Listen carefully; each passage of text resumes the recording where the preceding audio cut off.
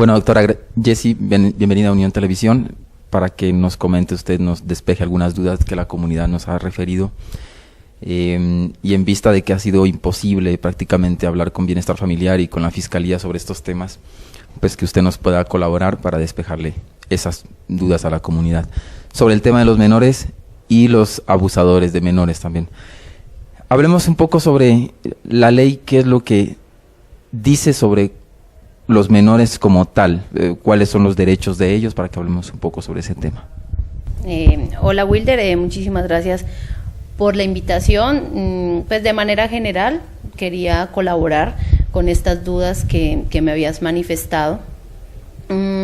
A ver qué pasa. El Código Penal y el Código de Procedimiento Penal, nuestras leyes colombianas, establecen cierta normatividad en temas de delitos.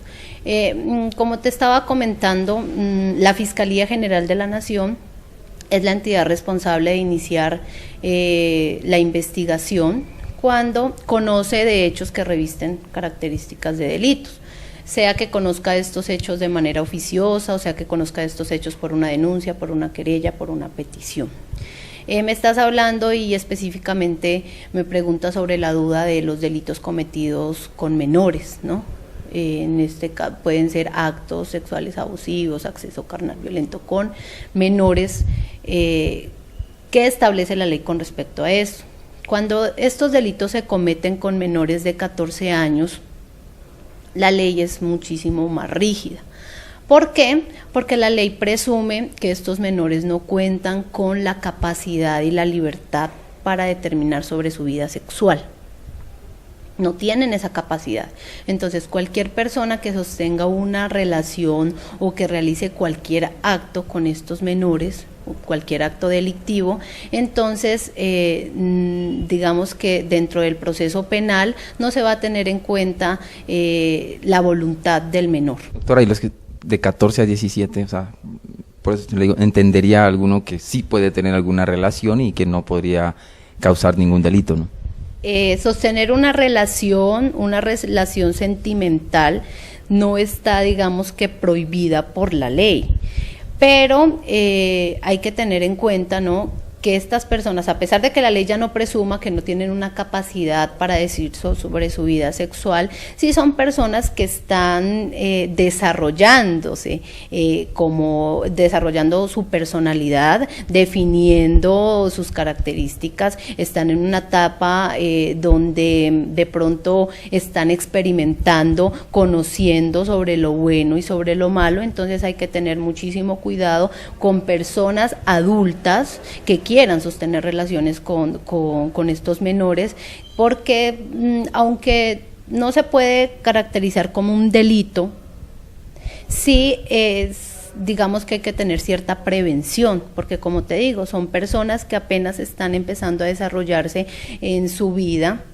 definiéndose, entonces es mejor evitar sostener este tipo de relaciones. ¿Cuál es el conducto regular para poder que la gente lo entienda, más que todos los hombres, sobre estos casos de abusos? Porque hay una investigación previa, la persona puede presentar una demanda y al instante es capturado. ¿Cómo es ese proceso?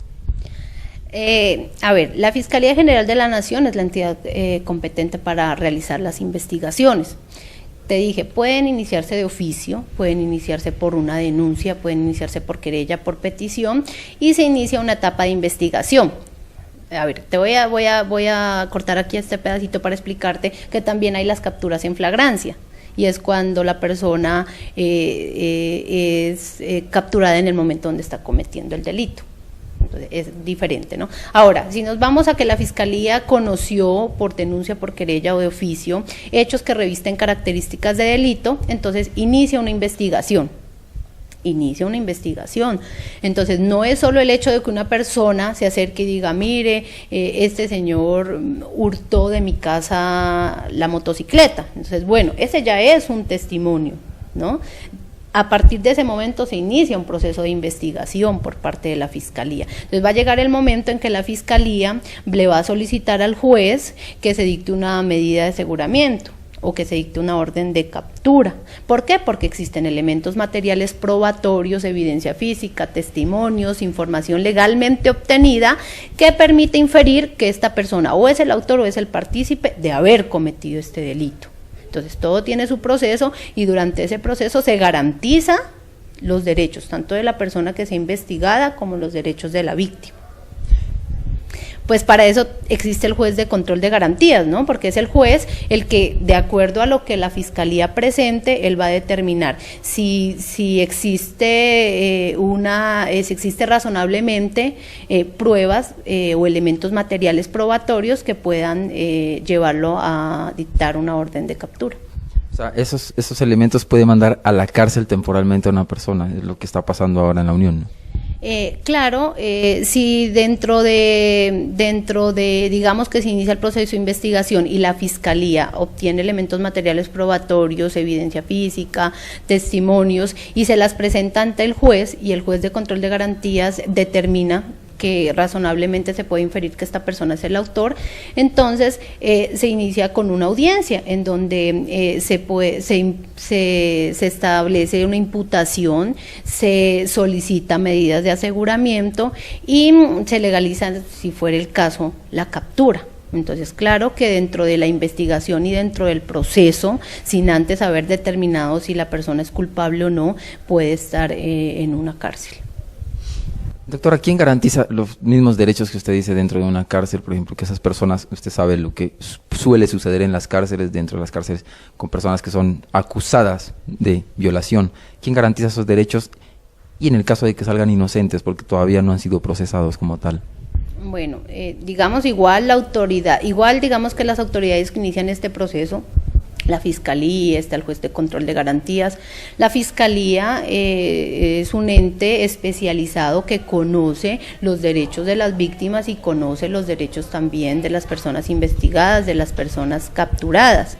Entonces, ellos son garantes también de respetar su derecho de defensa, son garantes de respetar su derecho a la presunción de inocencia. O sea, ellos garantizan, ¿no?, estos derechos. Ahora, cuando esta persona ya está en una cárcel, tiene una medida de aseguramiento intramuros, entonces ya hay otra institución, que es el IMPEC, que es ya quien garantiza de pronto la integridad física y la vida de esas personas que están bajo su responsabilidad.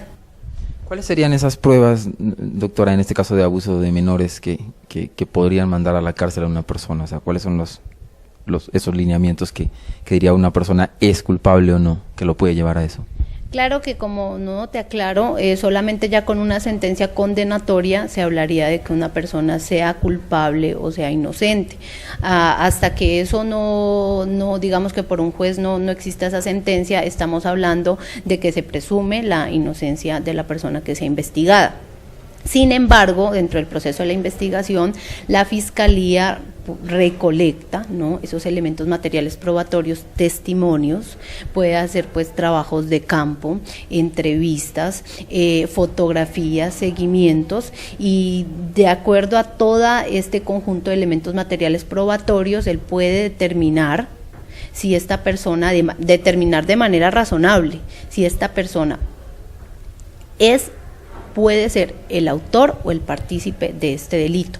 Y estos elementos materiales probatorios y esta evidencia se la presenta al juez de control de garantías, quien hace una valoración de todos estos elementos y determina si existe de manera razonable la condición de autor o de partícipe para determinar y tomar las medidas necesarias.